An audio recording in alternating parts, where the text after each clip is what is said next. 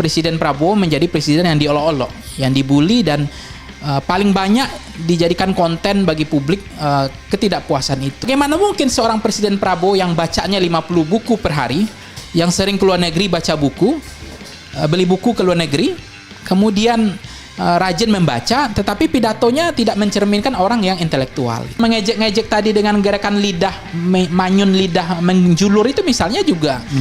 Kita kaget, kok bisa begini Presiden Prabowo.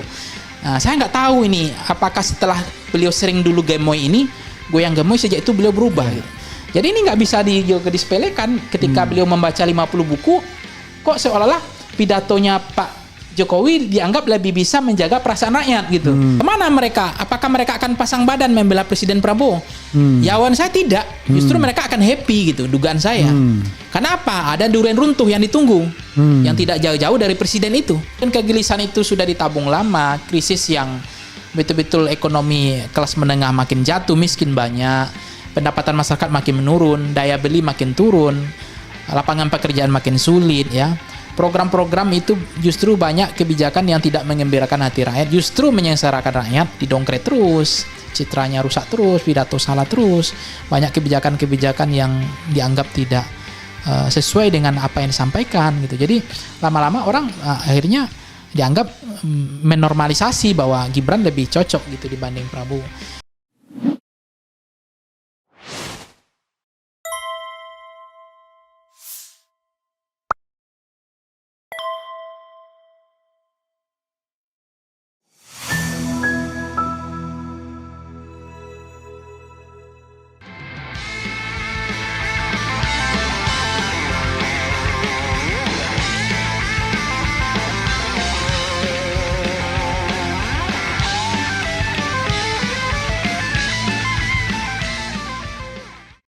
Assalamualaikum warahmatullahi wabarakatuh. Sobat RH sekalian, jumpa lagi kita di channel yang keren ini. Keren jadas. Tangannya sudah mulai sakit jadi agak berkurang ininya. Ya sobat RH sekalian, saya ada tamu ya, the one and the only Pangi Sarwi Caniago. Siap, Prof. Assalamualaikum warahmatullahi wabarakatuh, Bro. Assalamualaikum, Prof. Ya, saya sengaja mengundang Pangi karena rupanya dia juga banyak keluh kesah terhadap negara ini. Dia bilang ada 3 analisis Pangi soal langkah politik Jokowi, mau komentar tentang Gibran yang menerima mahasiswa, mau komentar tentang metode atau cara Prabowo berkomunikasi atau berpidato dan lain sebagainya, termasuk demo-demo mahasiswa ini ada apa ya. Dan juga dia mau share karena sebentar lagi promosi doktor dia. Awal Juli promosi doktor ilmu politik ya. Di Universitas Airlangga Surabaya ya. Nah, kita doakan mudah-mudahan lancar semua urusan. Amin ya rabbal alamin. Oke. Kasih, Bro, jangan lupa dekat sini. Nah, siap, Prof. posisinya di situ. Feel free ya, tapi yang penting ininya dekat sini. Kayak saya nih. Soal saya memulai dari soal 3 analisis Pangi soal langkah politik Jokowi ini. Apa yang membuat Anda bilang Prabowo harus waspada? Apa saja itu dan kemudian mengapa Prabowo harus waspada? Silakan. Itu dulu kita mulai. Iya. Kalau waspada itu tetap, Prof. Ya. Kondisi aman itulah kondisi yang tidak aman sebenarnya kan. Apalagi dalam politik ini kan adu licik juga kan. Ya. Ada Leviathannya, ada Machiavelliannya, ada nyalip-menyalipnya kan. Dalam politik ini kan. Nah, tetapi kan banyak orang mengatakan Presiden Prabowo terlalu nggak tegaan selama ini kan. Politiknya selalu mengakomodir semua kepentingan, nggak enakan sama orang. Sementara dalam politik kan ini berlawan dengan orang yang sangat licik juga gitu. Jadi harusnya diadu sama licik gitu. Tapi untuk tujuan kemaslahatan, untuk kepentingan bagaimana kekuasaan aman 5 tahun kan gitu, Bang Prof. Jadi sebenarnya banyak orang mengatakan memang Jokowi sudah memanfaatkan Prabowo dalam konteks ini mengendorse menteri-menteri loyalis Jokowi di kabinet di awal terbentuknya kabinet Merah Putih itu. Jadi dalam rangka apa? Yaitu melanggengkan kekuasaannya. Yang kedua juga banyak asumsi persepsi pikiran liar yang mengatakan bahwa orang-orang yang ada itu sulit untuk memperbarui kesetiaannya. Karena loyalitasnya ganda. Siapa yang melantik dia tidak akan lupa, Bang Prof. Saya juga akan paham siapa yang melantik saya dulunya. Siapa sumber legitimasi saya, sumber kekuasaan saya. Nah, untuk memperbarui kesetiaan baru dalam politik kan tidak mudah. Nah, sementara masih banyak hari ini kita dengar menteri harus melapor ke Ratapan Solo itu kan. Komisaris melapor tiap bulan, tiap minggu datang ke sana gitu untuk melaporkan semua. Sementara presiden sudah berbeda. Yang dituduh sebelumnya Pak Jokowi adalah lamdak kan, bebek lumpuh. Tapi ternyata bebek terbang makin kuat gitu. Karena orang-orang di kabinetnya itu sudah sangat besar jumlahnya gitu. Dalam posisi-posisi strategis yang pernah dilantik oleh Pak. Sehingga memang banyak juga statement orang mengapa kemudian Presiden Prabowo susah betul melepaskan tidak lagi mengasuh geng Solo ini. Akhirnya itu juga pertanyaan banyak. Padahal kalau memang mereka ada di dalam, jangan-jangan mereka barang selundupan yang dititip di dalam justru melemahkan semua kebijakan program pemerintah, membuat pemerintahan tidak efektif. Karena dengan membuat kebijakan yang tidak mengembirakan rakyat, membuat kebijakan yang melukai perasaan rakyat, membuat program-program yang justru itu mendowngrade Presiden Prabowo. Artinya menghancurkan bukan dari dalam, dari luar, dari dalam dihancurkan. Nah, banyak juga yang ketiga begini, Bang Refli, kalau juga mengatakan begini, kalau kemudian di dalam itu ada orang-orang yang sudah jadi menteri, apakah mereka akan pasang badan? Ketika hari ini, jangan jauh-jauh lah, ketika kemarin ada demonstrasi ya, mahasiswa, tekanan publik udah mulai kuat. Kemana mereka? Apakah mereka akan pasang badan membela Presiden Prabowo? Jawaban saya tidak. Justru mereka akan happy gitu, dugaan saya. Karena apa? Ada durian runtuh yang ditunggu, yang tidak jauh-jauh dari presiden itu, yang ada di samping presiden, yang kapanpun itu bisa terjadi. Nah, itu juga mereka sedang siap-siap. Ketika kemarin dolar makin naik, ISG makin hancur, PHK makin tinggi, pidato presiden melukai perasaan rakyat, kemudian biaya hidup makin berat, kelas menengah makin susah, banyak hal yang kemudian pemicu yang membuat mereka sudah mulai pasang kuda-kuda gitu, siap-siap badan gitu. Nah, itu yang membuat menurut saya ya mereka juga bisa melemahkan dari dalam gitu, karena mereka tidak akan betul-betul menjaga presiden gitu. Jadi ketika dalam kondisi krisis mereka justru pada kabur semua. Nah, contoh nih kasus pertama kemarin, Abang Prof. Kalau kemarin itu ditahan misalnya nih Pertamax ini kan banyak anggaran dari MBG juga masih ada nih. Ya maksudnya ditahan dulu lah, jangan dinaikkan karena memang ini ekonomi lagi susah. Banyak orang yang kelas ekonomi rakyat hidupnya makin susah kan hari ini. Terutama kelas menengah yang hampir miskin, ditahan aja. Tapi kan cerita-cerita yang pembantu-pembantu ini, orang-orang di dekat yang diselundupkan ini menurut saya, ini mengikuti harga mekanisme pasar kan gitu. Nggak mungkin lagi negara terus menanggung subsidi kan begitu. Nah, faktanya terjadi adalah di lapangan adalah ketika Pertamax ini naik, dia kan tidak memikirkan bagaimana antrinya panjangnya itu. Dan jangan-jangan mereka ini pejabat yang tidak pernah antri Pertalite juga, antrinya makin panjang. Itu satu. Sekarang yang kedua, saya dulu misalnya saya bisa saja memaksakan pakai Pertamax karena masih sanggup, logik dalam akal sehat saya 12.000 itu. Artinya secara tidak langsung saya sudah membantu negara. Saya tahu diri. Saya nggak mau ngambil beban subsidi itu. Saya belilah Pertamax. Nah, dengan harga sekarang ya saya menyerah, angkat bendera putih, nggak sanggup. Artinya saya akan migrasi dong, mengambil pindah dari Pertamax ke Pertalite. Apa implikasinya lebih jauh? Beban Pertalite justru akan lebih berat. Akan terjadi lonjakan yang luar biasa, itu orang akan mengambil segmen usernya Pertalite itu. Artinya beban subsidinya Pertalite justru makin membengkak.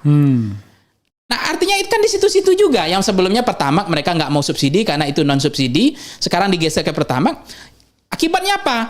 Demonstrasi liar, makin instabilitas politik kuat kemarin. Pemicunya, pemantiknya diduga karena Pertamax kemarin, ya kan? Yang selain pidato presiden juga tidak mencerminkan Prabowo seperti the real Prabowo sebenarnya. Nah, akhirnya dengan adanya konteks kemarin itu Pertamax naik kemarin, ya demonstrasi di mana-mana, antri makin susah, rakyat makin susah antri, makin panjang. Ya, kemudian instabilitas politik mulai muncul gitu, dan kemudian muncul ada ada yang gembira, ada yang happy saya lihat gitu. Dan satu lagi peristiwa yang menarik tuh Bang Refli itu bisa paham ketika ada panggung yang dipakai lagi dalam kondisi sulit. Saya nggak tahu itu panggungnya ngambil muka lah. Dan itu menurut saya itu desain settingan semua, ya kan? Dengan kemudian Gibran seolah-olah terkesan dia sangat demokratis, mengartikulasi, mengagregasi, tidak kabur, menyerap aspirasi mahasiswa. Ditunggu semua mahasiswa walaupun dia bilang saya punya plus minus, tapi kemudian itu dilemparkan ke Presiden Prabowo. Arti bola panasnya sekarang ada di Presiden Prabowo 5 kali 24 jam itu kan. Nah, itu kan juga sebenarnya menampar wajah Presiden Prabowo. Ngapain begitu-gitu gitu? Ngapain mereka mengambil panggung-panggung begitu? Gibran untuk apa gitu kan? Itu juga menampar wajahnya Presiden Prabowo gitu. Jadi dalam kondisi krisis pun mereka udah ambil panggung gitu, dan itu terang-terangan dan sangat berani. Kecuali itu sudah berkomunikasi dengan presiden, saya nggak tahu gitu. Dan lagi pula itu demo kan baru sejumlah skala kecil, kemarin mereka baru menjamu. Ketika yang hari sebelumnya itu kan rame, mereka juga nggak berani nyambutnya. Paling ikut Presiden Jokowi dulu pergi ke rel kereta kan, kalau terlalu rame demonstrasinya kan. Ini karena demonstrasinya dikit, dia tampung, pura-pura menyerap aspirasi gitu. Jadi dianggap paling mendengar dibanding Prabowo, dianggap lebih demokratis dibanding Prabowo, kan itu sebenarnya pesannya. Bagi masyarakat awam itu masuk gitu. Ya, nah, yang dilakukan tuh sama persis dulu waktu demo Agustus kan, yang terima ojek online gitu ya. Iya. Itu. Ketika menerima ojek online yang demo yang Gibran menerima. Iya. Ya itu polanya bersama. Ini polanya. Jadi polanya itu mengikuti desain Pak Jokowi zaman dulu. Ya kita ngerti betul lah taktik settingan desain beliau seperti ini kan. Jadi ini buah tidak jatuh buah nggak jatuh jauh-jauh dari pohonnya. Jadi mirip itu. Jadi ini yang kemudian akan dilanjutkan legasi model-model begini. Tiga hal yang perlu itu adalah satu, Anda menyebutkan Jokowi akan bahagia jika pemerintahan Prabowo diguncang. Wah. Tadi Anda udah mengatakan kan. Kemudian Anda tadi juga sudah mengatakan nyinggung orang-orang Jokowi di kabinet yang banyak. Yeah. Nah yang ketiga, kemudian Anda mau warning agar program strategis itu dikawal. Kalau enggak nanti bisa dibajak. Kebijakan yang menyentuh kepentingan rakyat harus dikawal gitu. Silakan Anda mengeksplorasi lebih lanjut. Ya memang sebenarnya begini, kalau tantangan Presiden Prabowo memang tidak mudah memang. Beliau kan ditinggalkan hutang hampir 8.000 triliun kan. Sekarang bayar bunga utangnya menambah hutang baru lah sampai 10.000 triliun. Nah, ini artinya beban masa lalu gitu, kebijakan fiskal yang tidak baik di era Pak Prabowo ditinggalkan oleh rezim sebelumnya. Jadi sekarang kan ketika Pak Prabowo mencoba untuk melakukan ekspor satu pintu contohnya ya. Nah, kemudian yang terjadi adalah ada serangan-serangan, diduga katanya ada serangan balik dari oligarki yang selama ini mereka nyaman difasilitasi maunya di era-era sebelumnya. Keinginannya, kepentingannya difasilitasi. Nah, sekarang merasa terganggu dengan adanya misalnya ekspor satu pintu itu. Kemudian sumber daya alam kita dikelola oleh negara ke pasal 33 ini kan. Jadi ada artinya tantangan yang tidak mudah ketika melawan oligarki, ada serangan balik. Nah, ketika pasang kuda-kudanya nggak kuat, maka itu juga akan mengganggu stabilitas politiknya Pak Prabowo hari ini. Jadi dugaan saya ada parabel sulit dibuktikan, tapi bisa dirasakan. Jangan-jangan oligarki juga melakukan serangan balik hari ini untuk mendistrust supaya ketidakpercayaan terhadap Presiden Prabowo ini menurun. Justru nanti orang akan bilang lebih enak di eranya Pak Jokowi, biar sipil tapi semuanya nyaman, nggak terganggu kepentingannya, agendanya. Nah, akan banyak itu. Abang Prof sendiri juga tahu bagaimana bagaimana Pak Jokowi itu memanjakan oligarki gitu ya, difasilitasi semuanya. Adanya pagar laut itu kan, pik reklamasi itu bagaimana luar biasanya. Kemudian ada bandara hantu IMIP kan di Morowali, kemudian itu kedaulatan negara kan betul-betul diinjak-injak di sana. Kemudian proyek strategis nasional PSN itu kan yang maksa ambil alih tanah nenek moyang seperti Rempang ya. Kemudian produk oligarki yang mengorbankan buruh lewat undang-undang Omnibus Law. Semua izin-izin ditarik ke pusat semua. Ini kan bentuk-bentuk dominasi oligarki terhadap sumber daya alam yang bocor selama ini, hilirisasi yang ugal-ugalan selama ini. Nah, itu yang dihentikan gitu. Dan itu yang menurut saya kalau kemudian soal pidato, soal pertamak, soal MBG itu juga menjadi pemicu. Tetapi menurut saya itu tidak bisa lepas dari yang paling DNA Parabel laten yang paling berat itu adalah pengaruh bagaimana serangan balik dari oligarki ini untuk menjatuhkan kepercayaan publik terhadap Presiden Prabowo ini. Nah ini yang tidak mudah. Kalau ada orang luar negeri nggak nyaman sama presiden, ada rakyat yang nggak suka sama presiden, kita juga curiga juga. Ada apa? Jangan-jangan memang ada yang terganggu kepentingan bisnisnya, usahanya selama ini. Nah ini yang menurut saya tidak mudah gitu ketika negara tidak akan jatuh menghadapi krisis, tapi jatuh karena kehilangan arah, ya, kehilangan kepercayaan, kehilangan disiplin. Nah ini yang menjadi penting hari ini, Bang Prof, kalau kita lihat kehilangan arah ini kan dalam konteks pidato misalnya. Itu juga menjadi tantangan pidato yang kemudian tidak menjaga perasaan rakyat, ngeledek-ngeledek rakyat, kemudian pidato yang terkesan tidak siap untuk menerima otokritik dari publik gitu. Jadi pidato yang kemudian tidak mampu menjaga kepekaan perasaan rakyat gitu. Nah ini yang kemudian ini hanya bagian salah satu Parabel laten saja, tetapi tidak itu yang intinya. Dan ini yang kemudian Presiden Prabowo menjadi presiden yang diolok-olok, yang dibully dan paling banyak dijadikan konten bagi publik ketidakpuasan itu. Jadi yang banyak orang bertanya adalah bagaimana mungkin seorang Presiden Prabowo yang bacanya 50 buku per hari, yang sering keluar negeri baca buku, beli buku ke luar negeri, kemudian rajin membaca, tetapi pidatonya tidak mencerminkan orang yang intelektual gitu. Ngeledek rakyat itu. Jadi apa nama istilahnya ya? Jadi ya kalau meledek-ledek itu artinya ya seperti ngejek-ngejek gitu dengan gerakan gestur apa namanya ya, nye gitu kan, dengan wajah ngenyek ya, dengan wajah seperti itu kan seperti bukan seorang presiden gitu loh. Gimana wibawanya gitu kan. Jadi kemudian melakukan mocking ke pengkritiknya. Jadi sementara kalau kita lihat yang mengejek-ngejek tadi dengan gerakan lidah, manyun lidah menjulur itu misalnya juga kita kaget, kok bisa begini Presiden Prabowo. Saya nggak tahu ini apakah setelah beliau sering dulu gemoy ini, goyang gemoy sejak itu beliau berubah gitu.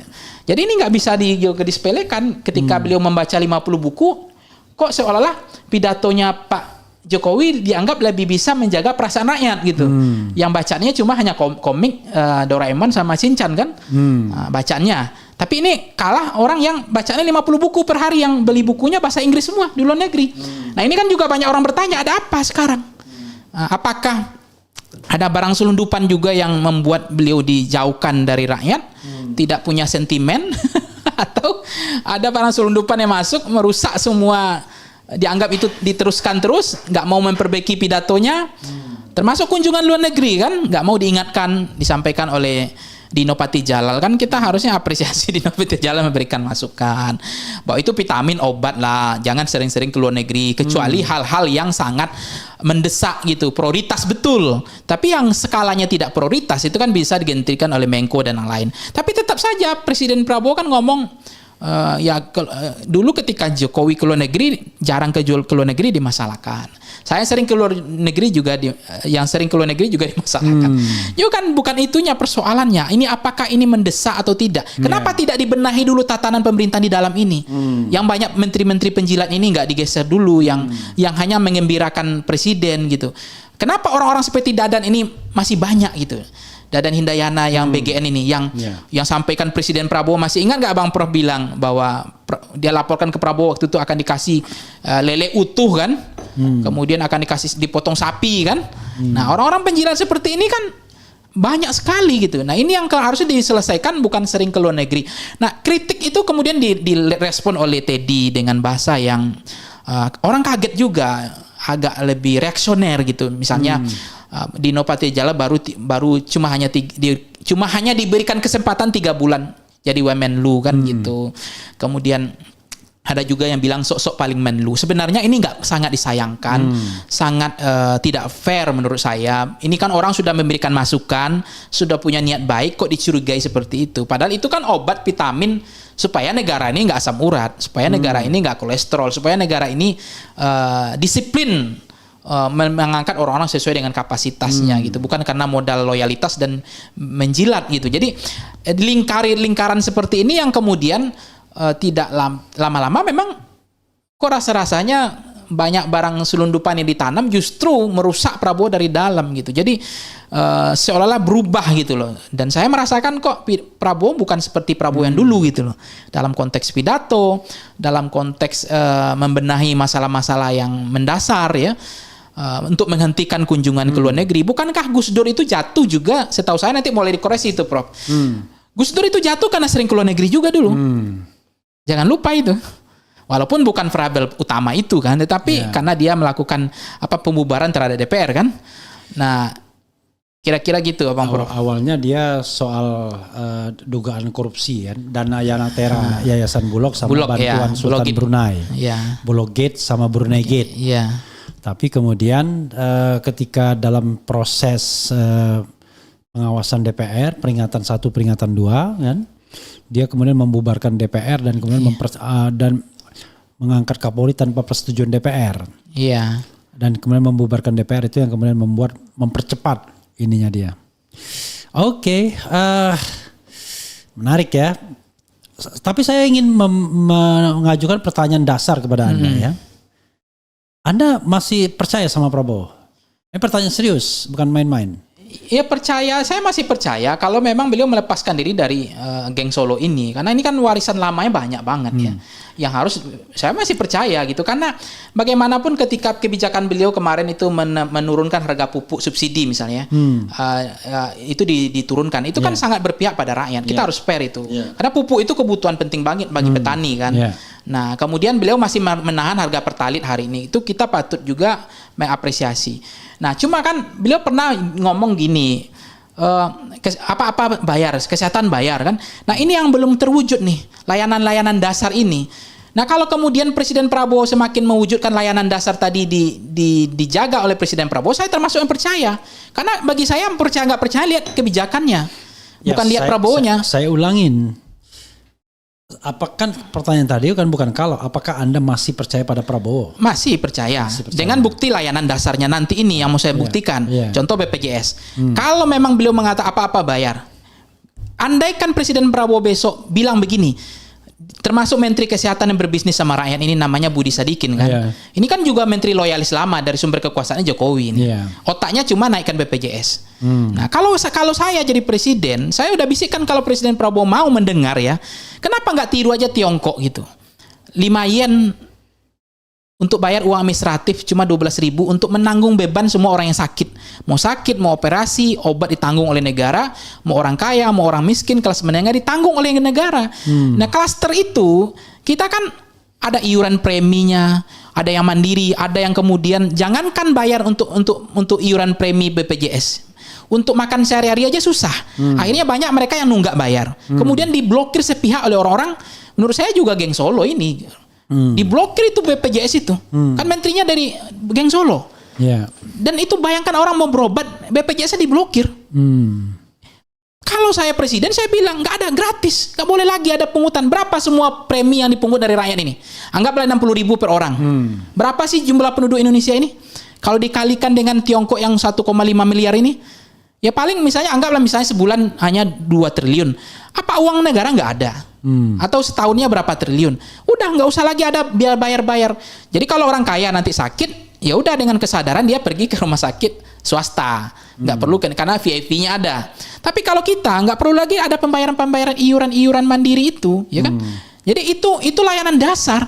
Kalau kemarin besok Prabowo pidato dan itu terbukti baru pidato, ternyata BPJS betul-betul udah gratis, nggak ada lagi pungutan-pungutan. Itu kan saya percaya Prabowo. Nah itu yang mau diterbuktikan, kapan ini terbukti gitu, layanan dasar. Nah sekarang yang terjadi kejebakan Bang Refli. MBG ini memang proyek yang begitu luar biasa, anggaran yang besar, super power lah anggarannya ya kan. Tanpa batas kan. Cuma kan mengorbankan layanan dasar lainnya. Dan hari ini mendistrust Presiden Prabowo-nya secara tidak langsung. Jebakan gitu. Dan itu disahkan MBG ini kan juga di era pendulunya Presiden Jokowi nih yang melantik BGN itu. Settingannya juga ada disiapkan mungkin di era Jokowi juga. Termasuk kemarin pemotongan fiskal itu kan, transfer daerah itu disiapkan di era Jokowi juga, dugaan saya, karena Menteri Sri Mulyani. Nah, sisa-sisa itu kemudian hari ini membuat citra Presiden Prabowo tidak baik. Karena kena jebakan gitu. Layanan dasar rusak semua sekarang. Kesehatan BPJS naik, mau dinaikkan. Pendidikan banyak sekolah yang P3K saja kasihan, gaji 50.000 pada waktu hari ini. Itu hanya dikorbankan karena MBG. Jadi MBG terlalu menurut saya terlalu mengorbankan layanan dasar yang penting-penting gitu. Belum gaji-gaji pada waktu P3K hari ini harus mengalah karena MBG gitu. Nah, jalan yang hari ini jembatan rusak yang belum diperbaiki banyak gitu. Itu juga banyak korban dari MBG. Nah, sekarang jalan berlubang juga masih banyak. Infrastruktur layanan dasar jembatan juga banyak masalah yang habis bencana kemarin yang putus belum diselesaikan. Termasuk di salah satu daerah saya itu jembatan utama saja sampai sekarang daruratnya saja nggak ada. Padahal itu jalan utama yang mestinya diperbaiki oleh Presiden Prabowo. Termasuk transfer daerah hari ini yang membuat daerah miskin gitu. Banyak bupati wali kota yang udah nggak sanggup lagi gitu. Karena menurut saya kebijakan yang sebelumnya itu kejebak dan diteruskan gitu. Jadi apalagi layanan dasar menurut saya selain adalah harga kebutuhan pokok sembako gitu. Jadi yang ada hanya Menteri Perdagangannya, tahu nggak Bang Arif, hobinya mengumumkan kenaikan harga. Terakhir ada minyak kita. Kalau mengumumkan ngapain jadi menteri gitu? Nggak usah diumumkan. Padahal minyak kita tuh kan minyak subsidi. Saya lupa Menteri Perdagangannya siapa ya sekarang? Ya nggak tahu tuh, jangan-jangan orang geng Solo juga, saya nggak tahu. Saking banyaknya menteri. Iya, hampir semuanya geng Solo, dugaan saya. Yang hobinya menaikkan minyak, dan mereka orang nggak pernah antri Pertalite, orang nggak pernah susah, dan hobinya dalam benaknya itu nggak mengatasi masalah gitu, nggak berpikir, tapi menaikkan aja. Itu yang tidak mampu menjaga perasaan rakyat, dan itu yang membebani akhirnya. Ya, orang akan mengatakan Prabowo tidak sesuai dengan ekspektasi masyarakat karena menterinya hobi berdagang, berbisnis untuk rakyat, pelit membantu subsidi ini. Andaikan minyak kita itu disubsidi, ya pasti akan sangat terbantu rakyat, karena harga minyak kita itu kan juga sangat membantu dengan harga minyak subsidi itu. Gitu. Jadi itu menurut saya layanan-layanan dasar yang harga kebutuhan pokok yang sembako yang hari ini naiknya tinggi sekali kan, tidak terkontrol. Itu juga menjadi tantangan hari ini. Karena harga sembako itu masalah di Indonesia itu ada 3. Pertama adalah pengangguran ya, PHK yang besar. Nah, ini kan juga mengatasi masalah ini dari dulu masalahnya sama. Yang kedua adalah tingginya harga sembako ya. Tingginya harga sembako dan itu juga menjadi problem karena inflasi juga. Karena kenaikan harga-harga Pertamax juga pasti berpengaruh. Yang ketiga adalah ya layanan-layanan dasar seperti kesehatan pendidikan kita yang tidak mudah gitu. Biaya hidup makin mahal, obat sekarang makin susah. BPJS sudah banyak obat itu tidak di-cover BPJS, sudah banyak obat itu listnya hilang. Sudah banyak yang kemudian mereka mengatakan itu tidak ditanggung negara lagi gitu. Nah, itu itu yang dibilang Indonesia menuju bangkrut jadinya. Jadi kesehatan itu nggak bisa dipertaruhkan soal-soal karena MBG. Pendidikan nggak bisa dipertaruhkan. Jembatan tadi nggak bisa. Layanan dasar jalan yang rusak-rusak tadi nggak bisa. Nah, saya menunggu itu. Saya masih percaya ketika Presiden Prabowo kemarin kan soal ojol kan misalnya. Aplikasi. Aplikasi kan dipotong jadi 12% dari 20%. Itu kan berpihakan terhadap buruh. Nah, itu kan pelaksanaannya gimana? Tinggal itu aja. Tapi keberpihakannya sudah ada. Gitu. Tinggal bagaimana itu harus dikontrol, diawasi perjalanannya. Apalagi soal haji kemarin. Haji kan tidak naik. Yeah. Itu kita apresiasi dong. Gitu. Di eranya Pak Jokowi, hobinya menaikkan semua itu. Iuran naik, apa-apa naik gitu.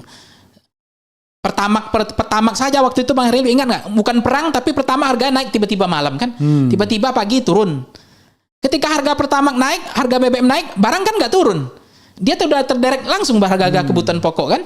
Tapi ketika Pertalite diturunkan, apakah harga kebutuhan pokok turun? Tidak. Itu inflasi. Nah, itu yang tidak dipikirkan. Nah, sekarang pelayanan haji terbaik, bagus menurut saya gitu. Tidak ada lagi yang dulu masih ingat nggak ada orang yang nggak ada tempat orang yang haji, tapi beritanya banyak yang tidak dapat tempat, ya kan? Yang akhirnya mereka apa namanya istilahnya di jalan ini dia nggak diurus gitu. Nah, belum yang menurut saya soal-soal yang penting itu adalah layanan-layanan dasar itu nggak bisa dipermainkan oleh Presiden Prabowo. bagaimana beliau kalau bisa menurut saya nanti harus melis langsung gitu loh. Seperti Soeharto dulu. Harga cabai, harga tomat, harga beras, harga kebutuhan pokok sembako itu di-list oleh presiden. Jadi jangan percaya sama menterinya aja. Supaya bisa dikontrol nih harganya gitu. Karena tuntutan mahasiswa kemarin itu salah satunya adalah menurunkan harga sembako. Kemudian di samping MBG diminta dievaluasi total.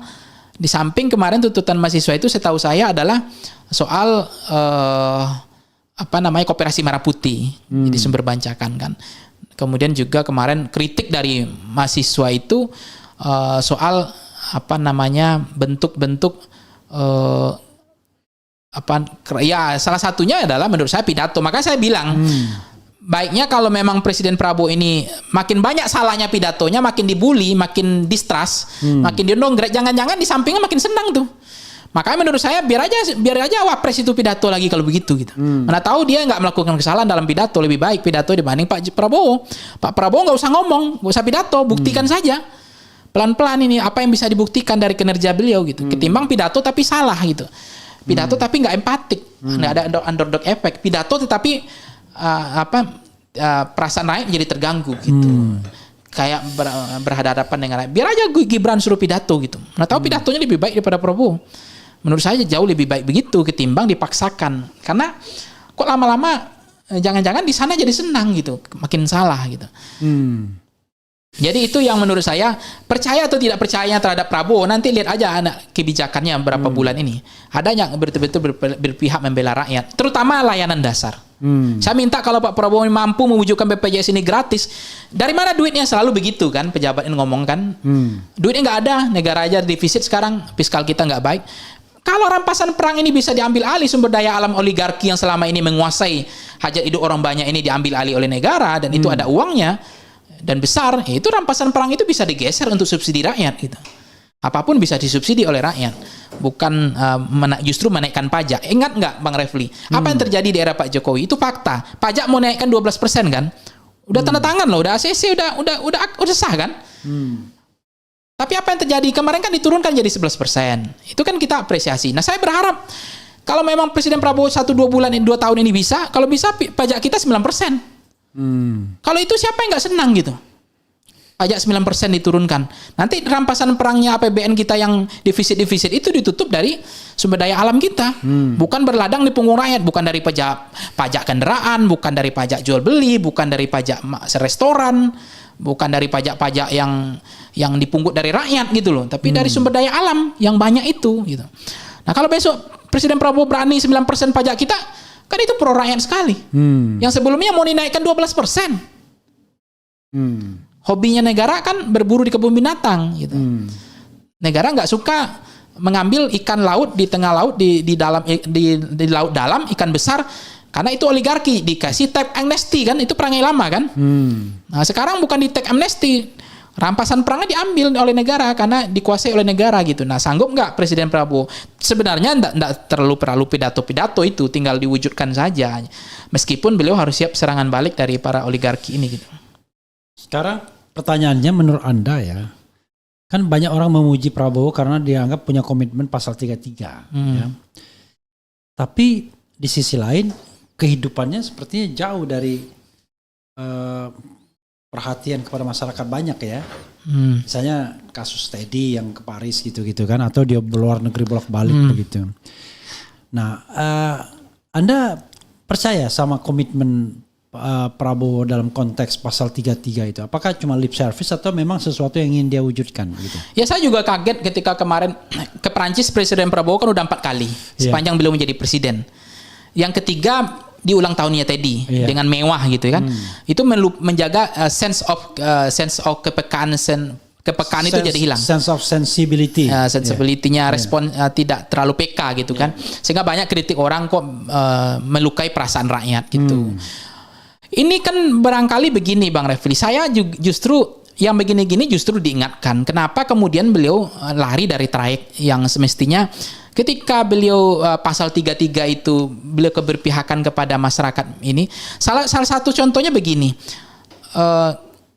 tidak hanya soal Teddy yang merayakan ulang tahun yang terlalu besar kan, itu melukai perasaan rakyat sebenarnya. Tapi juga kabinet ini juga tidak menggambarkan bagaimana efisiensi gitu.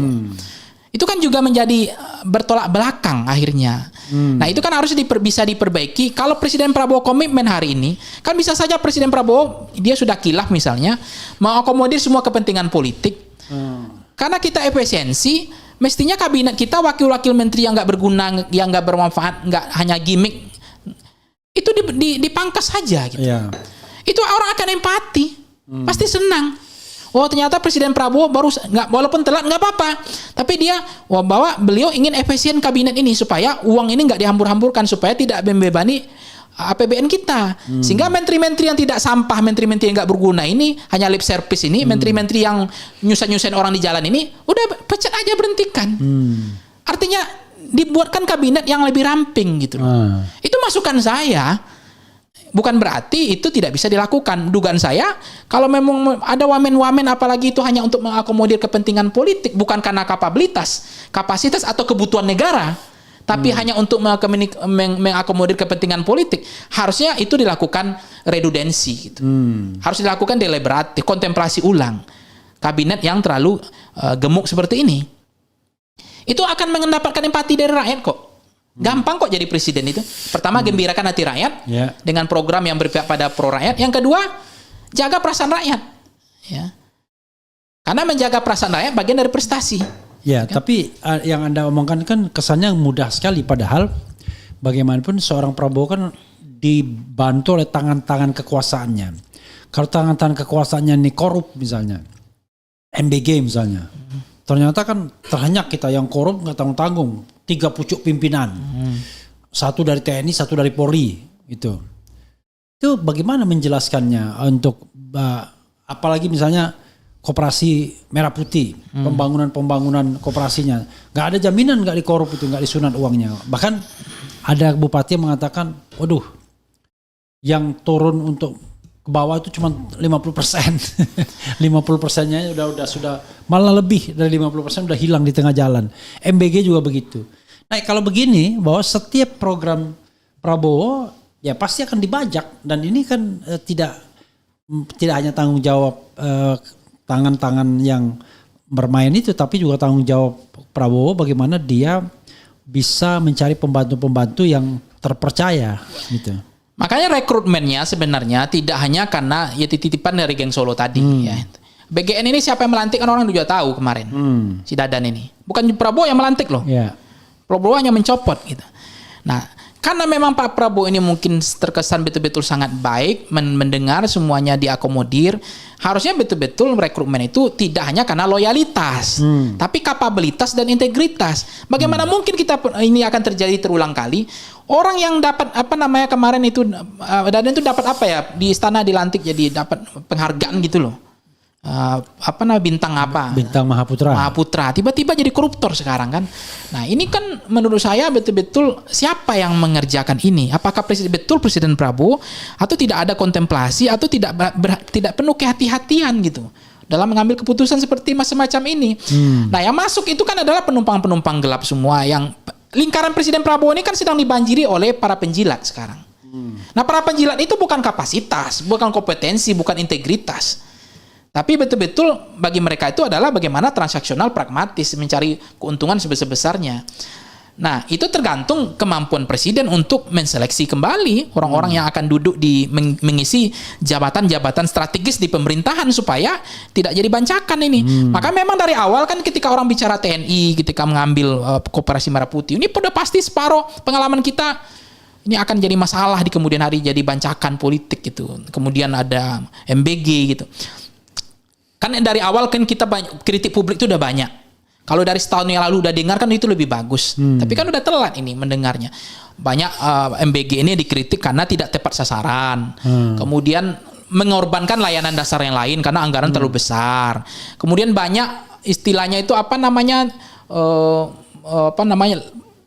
jual-jual beli titik itu udah dibahas dari dulu. Kemudian kenapa ini tidak dibuatkan ke dapur sekolah saja? Udah diberikan saran seperti itu kan. Kemudian kenapa nggak daerah-daerah terisolir yang sangat-sangat butuh, daerah-daerah yang ini udah diingatkan jauh-jauh hari.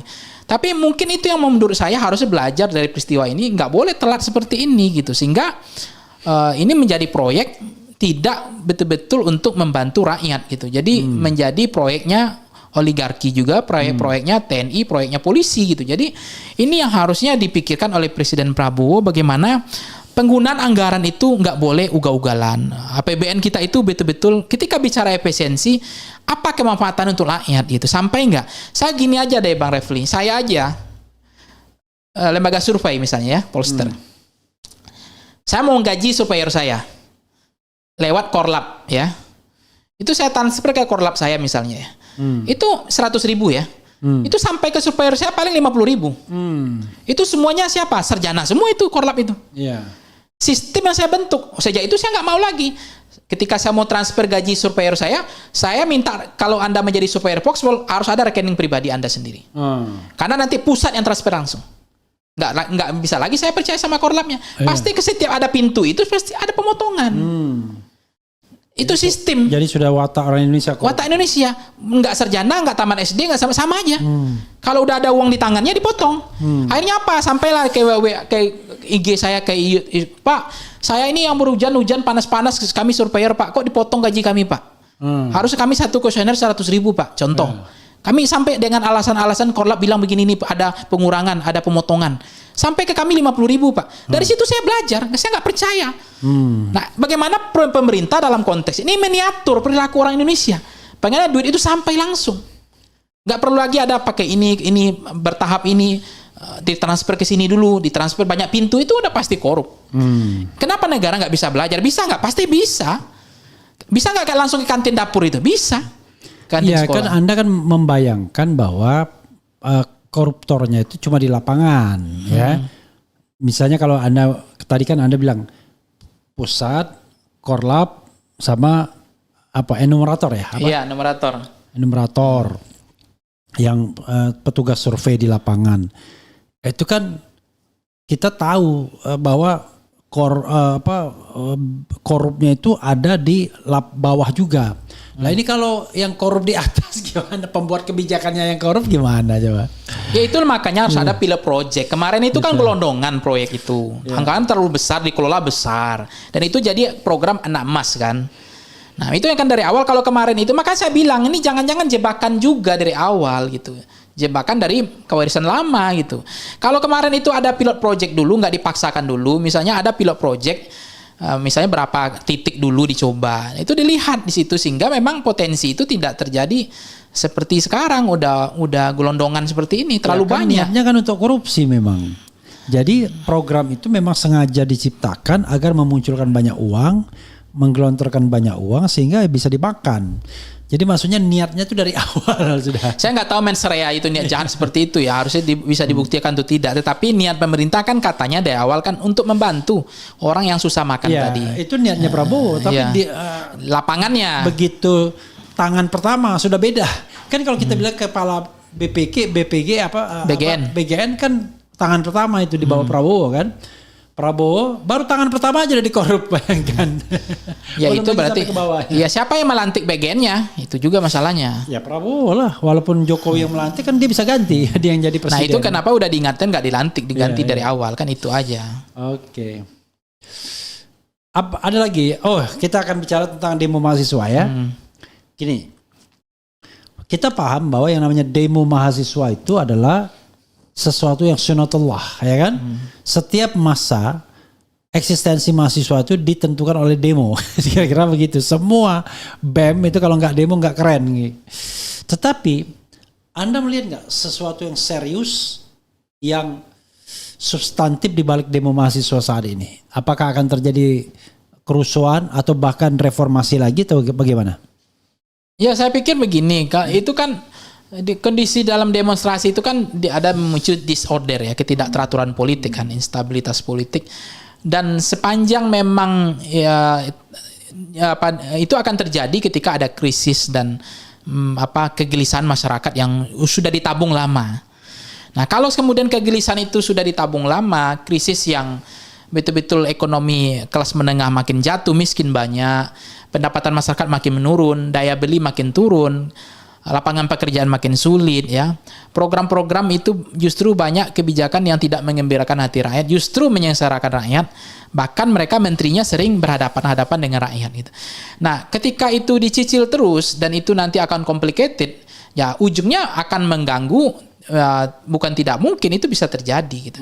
Nah, tetapi kalau kemudian diperbaiki, misalnya besok pertama dimulai diturunkan lagi, itu belum tentu juga akan memicu eskalasi akan meluas gitu, akan besar. Yang kedua, akan dievaluasi total MBG, efisiensinya akan dilakukan untuk tidak mengganggu layanan dasar yang lain, supaya tetap ketiga besok ada pengumuman BPJS kita betul-betul gratis, nggak dibayar lagi sama negara. Itu angin segar, itu akan memberikan harapan, distrust akan muncul, trust building gitu. Jadi itu tergantung bagaimana pemerintah mencicil saja. Tapi kalau dicicil itu ditabung itu memang hanya kabar buruk terus, hanya berhadap-hadapan dengan rakyat terus, keras kepala terus, diingatkan kepala batu, nggak mau memperbaiki keadaan, ya itu akan titik itu akan tercapai gitu. Jadi menurut saya ketika ada memulihkan kepercayaan publik dari distrust menjadi trust building itu sangat penting gitu. Jadi jangan sampai kemudian kemarahan publik itu bukan semata-mata karena kinerja pemerintah, tetapi komunikasi pemerintah juga buruk. Itu juga harus diperbaiki. Nah, ketika komunikasi pemerintah itu selalu buruk, ya dugaan saya itu juga salah satu pemicu skalanya akan makin besar gitu, akan merusak tatanan kehidupan berbangsa bernegara gitu. Jadi saya meyakini bahwa justru sebenarnya dengan adanya aksi massa itu, Bang Refli, Prof, itu sebenarnya jadi efek jera gitu. Itu pengingat alarm bagi pemerintah bahwa jangan menyepelekan aspirasi suara selama ini. Apalagi pidato presiden kemarin kan sebenarnya nggak perlu yang gitu-gitu, misalnya anjing menggonggong kafilah berlalu, ngapain gitu loh pidato seperti itu. Diksi prasanya paling buruk sedunia menurut saya begitu. Habis itu pergi aja ke Yaman, nggak perlu pidato. Kemudian pidato yang nyinyir itu, yang podcast itu, ngapain harus begitu kan? Tambah lagi pidato-pidato yang kemudian justru itu memantik opini perlawanan kemarahan publik ya selama ini gitu. Jadi artinya ya kalau kemudian mahasiswa juga banyak kritik juga hari ini, rawan ditunggangi juga kepentingan ya tadi kelompok oligarki juga bisa gitu. Tapi gerakan rakyat, gerakan mahasiswa itu kan karena kegelisahan, karena mereka makin susah gitu, hidupnya makin susah, itu saja gitu. Cuma ketika kemarin ada di peristiwa di UGM yang dibubarkan, justru ada menterinya yang mau berdiskusi kemudian dibubarkan, itu kan juga intensitasnya sudah beda sekali. Udah tidak ada niat jahat kan, sudah ada niat jahat, tidak niat baik gitu. Karena kalau orang mau diskusi, membangun dialektika, mengkritik kemudian dia siap dikritik, dimaki di situ, itu udah mahal sekali jadi pemimpin di Indonesia ini. Kan yang ada jadi pemimpin Indonesia ini kan hanya jilat menjilat saja, puji-pujian aja, kan itu yang merusak. Jangankan presidennya, perusahaan juga rusak karena puji-pujian. Karena nggak ada berita baik gembira dan puji-pujian aja nggak ada. Tapi kalau misalnya CEO-nya bagus, ya justru kalau kritik saya akan angkat Anda mendapat jabatan tertentu, akan saya promosikan karena mengkritik saya, perusahaan itu akan tumbuh makin baik. Nah sekarang kan ada menteri yang mau diskusi, ada menteri yang mau dimaki, dicaci, itu sudah nilai mahal menurut saya untuk konteks sekarang. Karena kritik selama ini pemerintah ini terkesan anti kritik gitu, terutama kata kasus kemarin di Nopati Jalal itu gitu. Jadi negara yang penting bagaimana sepanjang negara itu mampu menjaga kepercayaan dari rakyat, ya namanya aksi itu akan mengalami patahan di tengah jalan gitu menurut saya. Aksi-aksi demonstrasi yang ujungnya adalah untuk revolusi, apakah itu pemazulan, impeachment dan seterusnya. Apalagi negara ya harus perlu punya kepekaan ya. Apa yang perlu ditunda, yang bukan prioritas ya dibatalkan aja sekarang. Ngapain dipaksakan? Kalau itu bukan prioritas perlu ditunda. Itu juga akan menurunkan skala aksi-aksi demonstrasi ke depannya. Karena negara punya perasaan. Sekarang kan tidak ada prioritas dipaksakan. Nah, yang perlu ditunda tidak ditunda gitu. Jadi gini, saya membayangkan ya kalau saya pun jadi pejabat agak susah di Republik ini. Ngomong susah, tidak ngomong susah gitu ya. Bertindak belum tentu juga bisa berhasil karena banyak sabotase di bawah kan. Tidak bertindak ya Anda dimaki orang gitu. Jadi Anda melihat enggak sebenarnya ada prototipe pejabat sekarang ya, jangan yang kemarin kan legenda gitu, kadang-kadang kita tidak perlu ulangin lagi untuk membandingkan dengan yang dulu.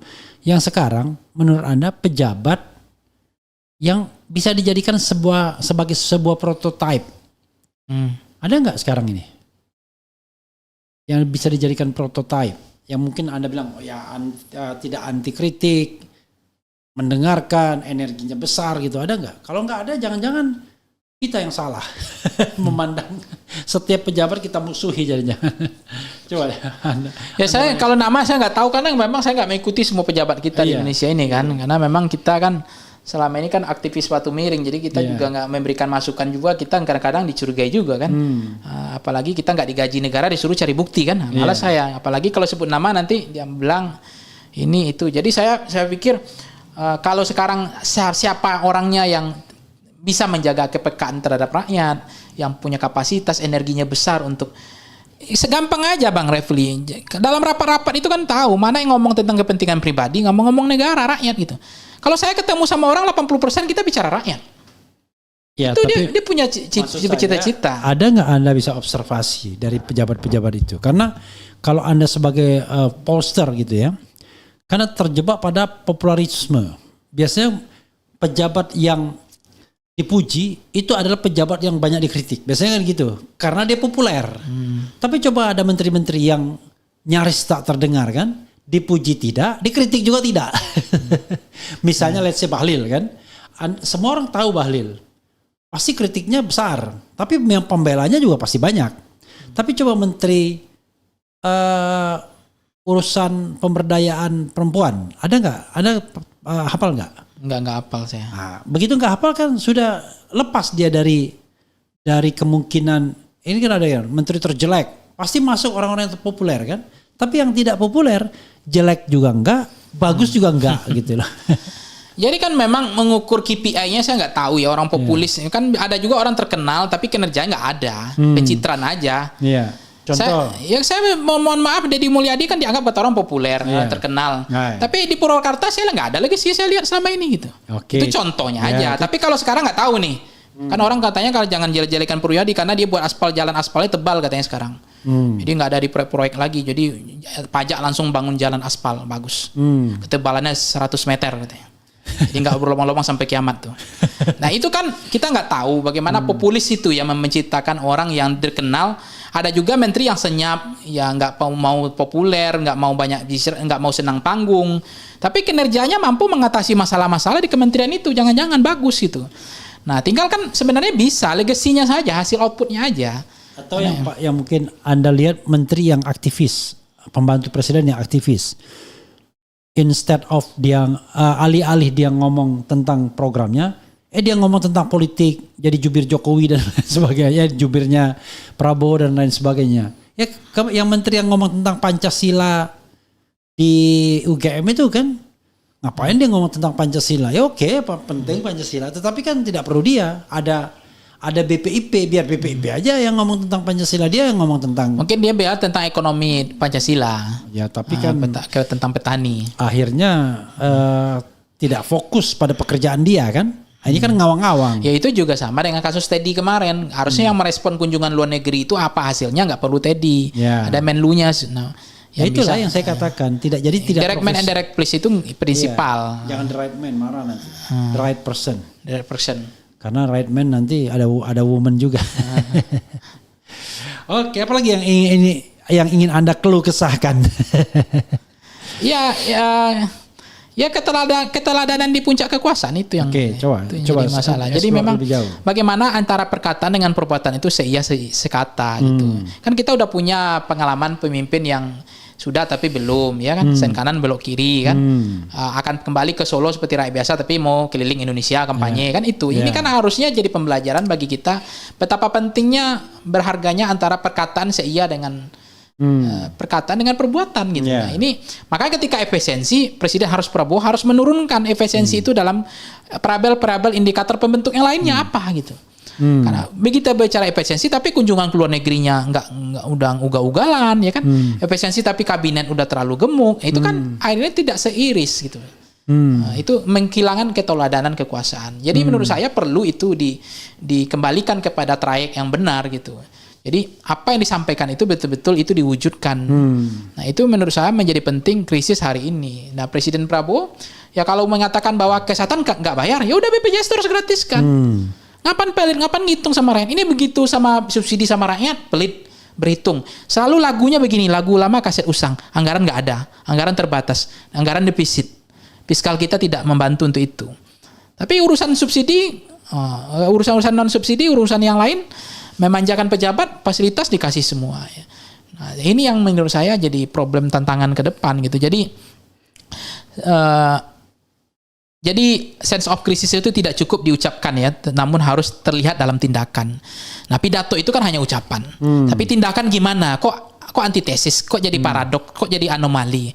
Nah, itu harusnya menurut saya ada waktunya Presiden untuk melakukan kontemplasi, redudensi dan deliberatif gitu dalam keputusan-keputusan politiknya.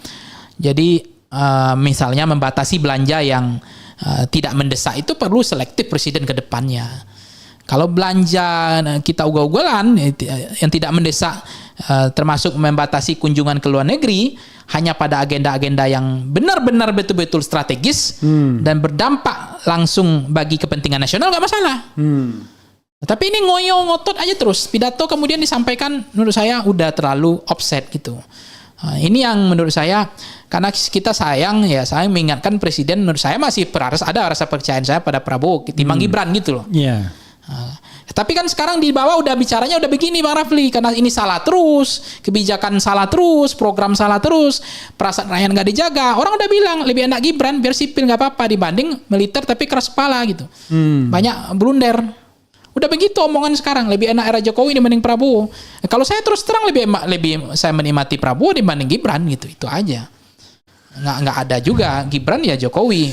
Apakah Jokowi mau siap-siap menjadi presiden malam kita nggak tahu untuk melanjutkan 3 periodenya. Tapi karena ini terus terjadi terus salah banyak menteri-menteri seludupan ini masuk terus ya menurut saya lama-lama Presiden Prabowo dirusak dari dalam gitu. Jadi harga-harga tadi harga pangan itu dievaluasi langsung sama Presiden Prabowo itu berkelas sekali. Seperti dulu Soeharto langsung mengevaluasi harga-harga pangan itu. Langsung dirinya sendiri yang menulis harga-harga kebutuhan pokok yang tidak terkendali ini. Kemudian soal pekerjaan ini bagaimana hari ini yang pengangguran banyak ini kan dan layanan dasar.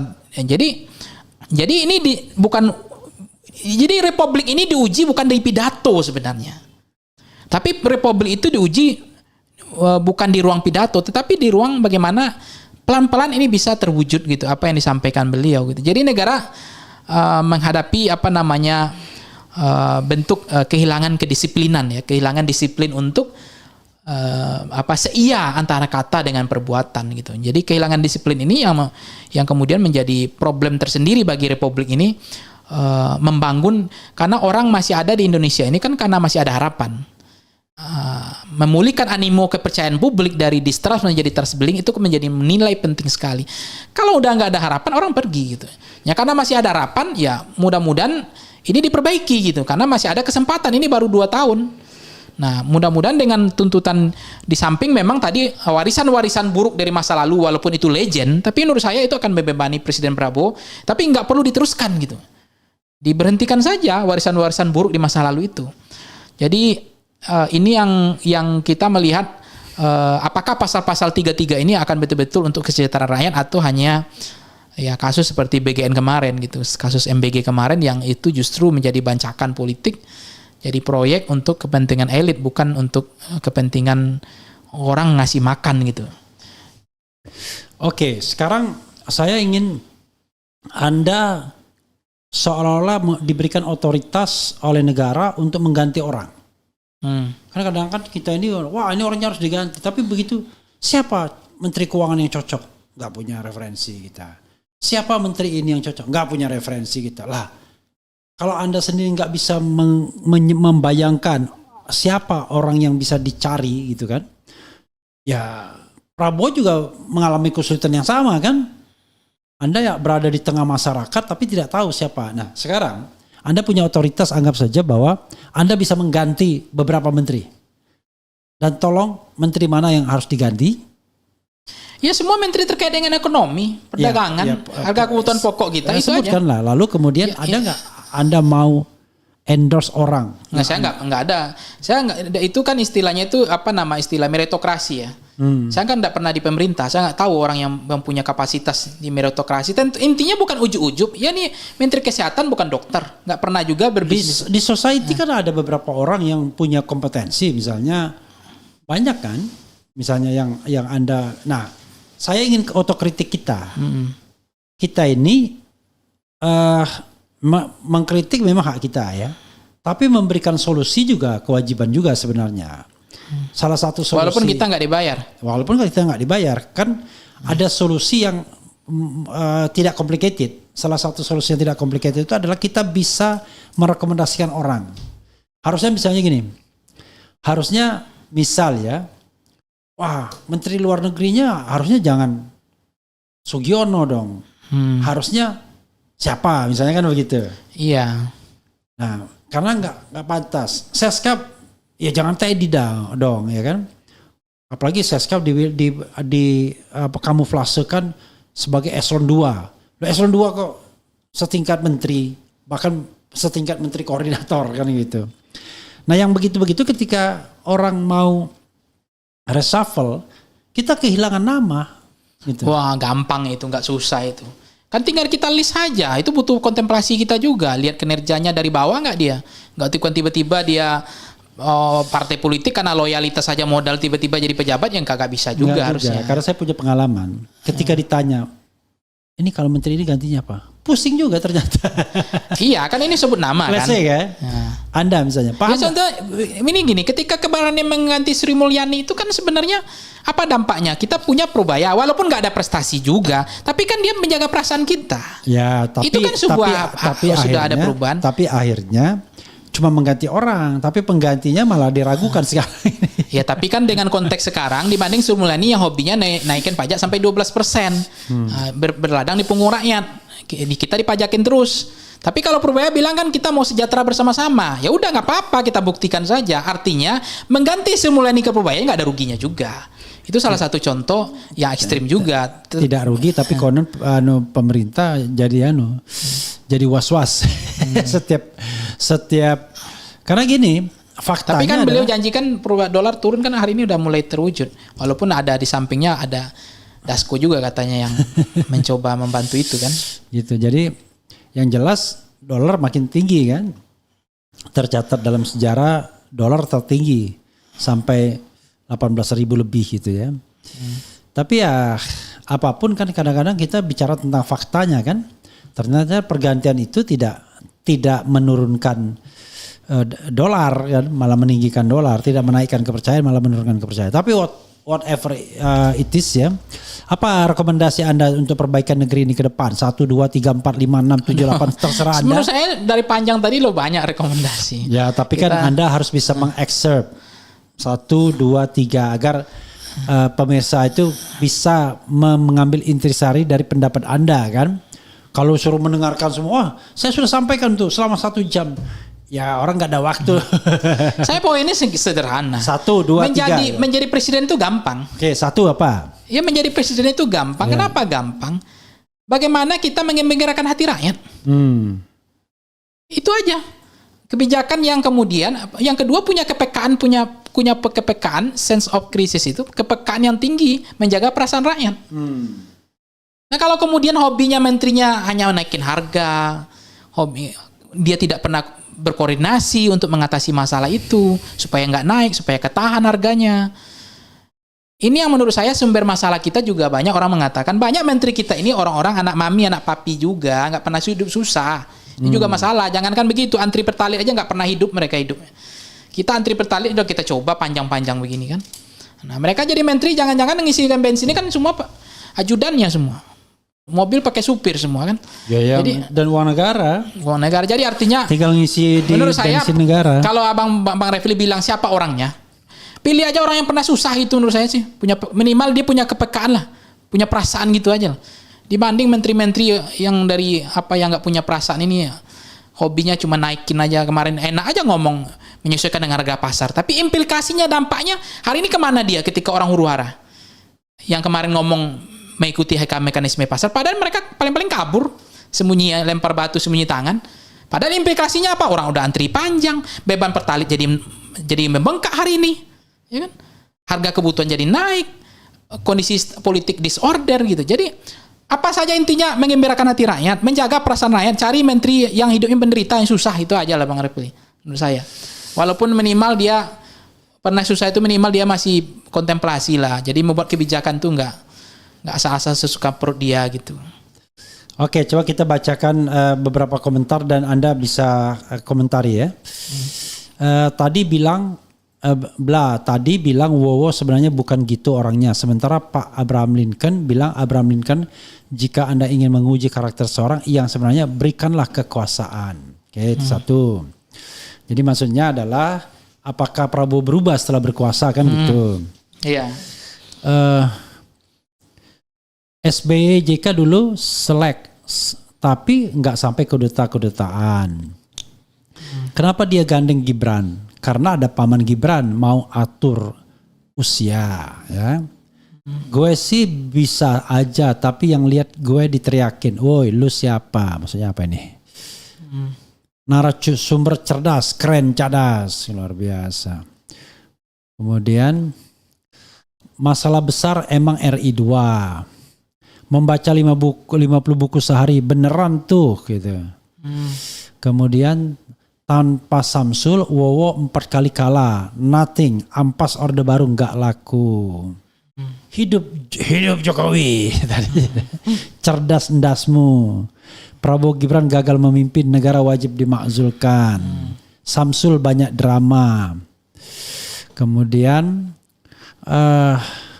tapi sumpah kemarin ada bocil marah-marah akibat penjumlahan. Kemudian kalau benar terjadi dimakzulkan, sistem di negeri ini gimana Prof akan kejadiannya? Wowo benar-benar cerdas, IQ 130, 10 tambah 6 sama dengan 17, penemuan matematika terbaru, hehehehe. Yang bilang cerdas kaum 58 falsu pakai palsunya, falsu. Kemudian pantesan Habibie dulu ngotot copot Wowo.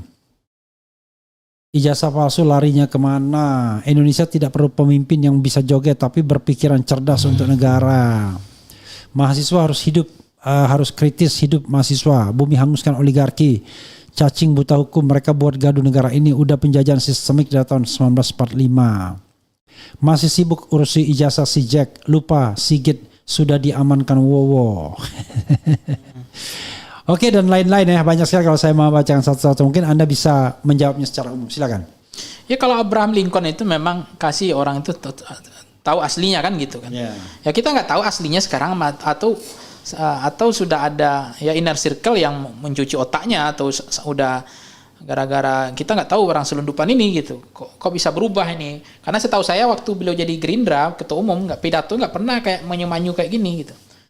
Ini pidato manyu-manyu kayak gini dari siapa gitu kan? Nah, setahu saya ya waktu beliau jadi ketua umum partai itu kan gagah sekali Presiden Prabowo. Kalau pidato itu nggak pernah ngeledek juga. Kalau membakar-bakar semangat masih.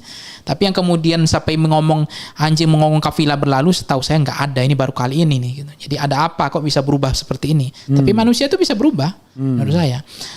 Yang kedua soal ya Samsul hanya ya soal Gibran ya itu ya memang itulah yang mau dicitrakan sekarang bahwa Gibran lebih punya kapasitas kemampuan dianggap sebandingkan Prabowo gitu yang udah setelah banyaknya masalah ini dengan yang dihadapi Prabowo gitu didongkret terus, citranya rusak terus, pidato salah terus, banyak kebijakan-kebijakan yang dianggap tidak sesuai dengan apa yang disampaikan gitu. Jadi lama-lama orang akhirnya dianggap menormalisasi bahwa Gibran lebih cocok gitu dibanding Prabowo. Jadi kalau Samsul kemudian ada settingan kemarin orang udah paham semua juga. Jadi bisa saja itu apa yang disampaikan Gibran sebagai wapres ya ambil muka nampar wajah Presiden Prabowo ya semua gimmick semua demi kepentingan kekuasaan juga gitu. Nah intinya sih termasuk tadi ada soal soal apalagi tadi ya hidup Jokowi ya itu kan hidup Jokowi soal hidup sehat hidup sehat kan sama-sama saja hidup juga. Tapi intinya saya samanya ya saya akan lawan kan, itu lagi viral juga, lagi keliling-keliling ternyata saya akan lawan kata orang semua kan.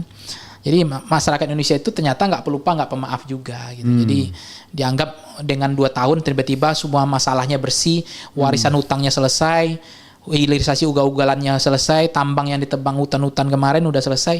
Tiba-tiba dia mau kampanye, mau keliling Indonesia lagi karena alasan diundang orang. Tiba-tiba orang berebut salaman, merindukan Jokowi lagi, berebut tepuk tangan, berebut untuk pura-pura nangis. Ya orang nggak semudah itu juga untuk men-setting itu ya. Walaupun dalam politik itu semua bisa disetting, tidak ada yang alamiah dalam politik gitu. Tapi kan ketika di testing Dewa Tercek Ombak hari ini orang menolak gitu.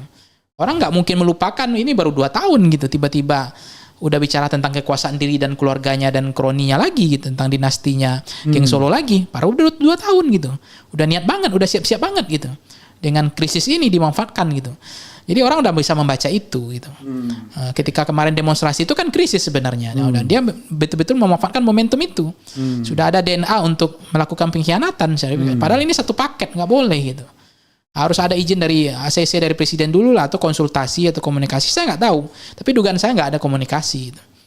Jadi mengambil muka seperti ini kan menampar wajah Presiden Prabowo. Menurut saya Presiden Prabowo nggak nyaman. Menurut saya, kalau saya nggak mau.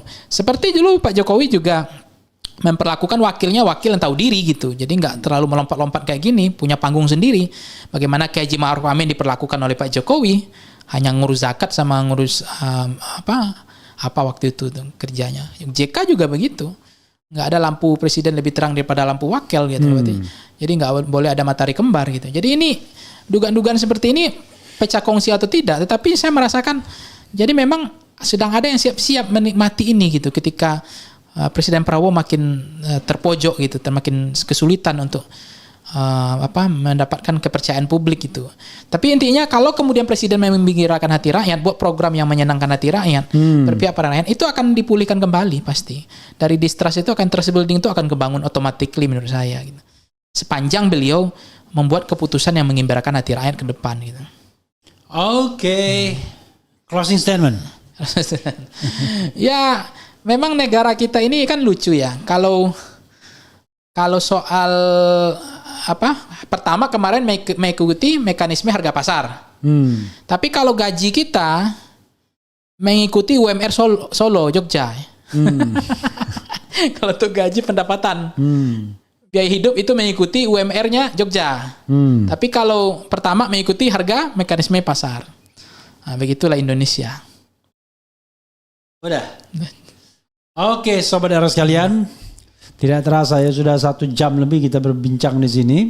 Mudah-mudahan ini tentu kita akan bisa lanjutkan ya setelah yang bersangkutan sebentar lagi mendapatkan gelar doktor. Mudah-mudahan ini bermanfaat ya. Wassalamualaikum warahmatullahi wabarakatuh. Keren jadi. Bang Refli. Prof. Oke.